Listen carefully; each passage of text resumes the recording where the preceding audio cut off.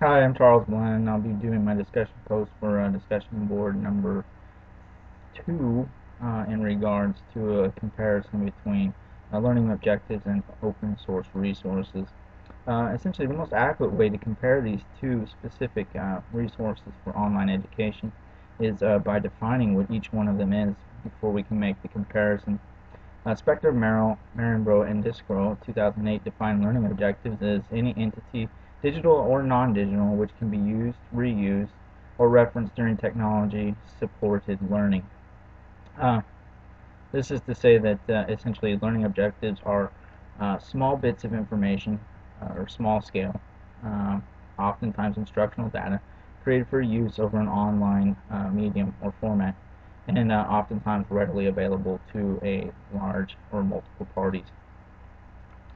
Whereas open source information is, on the other hand, defined as technology-enabled open provision of education resource for consultation, use, and adaptation by a community of users for non-commercial purposes. Again, Spector et al. In 2008.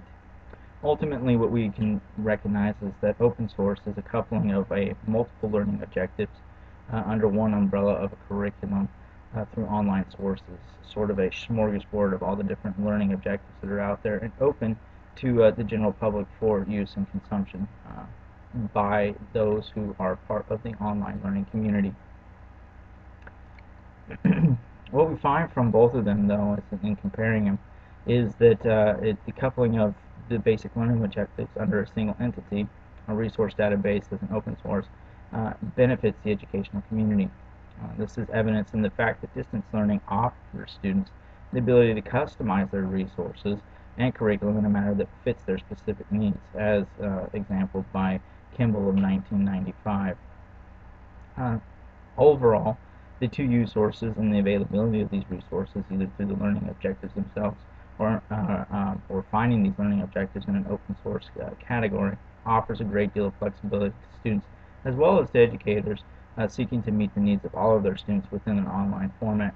Well, an example of this would be found within the military itself that uses both the objective learning resource or style of education, online education, as well as providing an open source.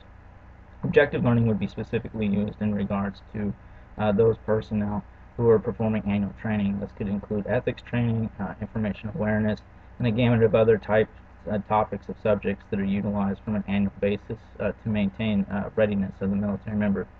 Under the open source category, this would be a subject matter that is specifically utilized by the person for the training purpose of just-in-time training.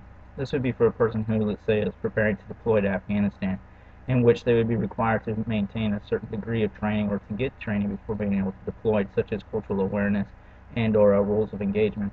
And these would be found in a computer-based training or online resource, but would be categorized as an open source category. Ultimately, I think that we can find that both of these resources have their place and will continue to provide online education with a great deal of choice when it comes to the educational opportunity. This presents a great advantage to the students who may be looking for a specific training in specialized fields, but and without having to wade through a gamut of other types of topics. Thank you very much.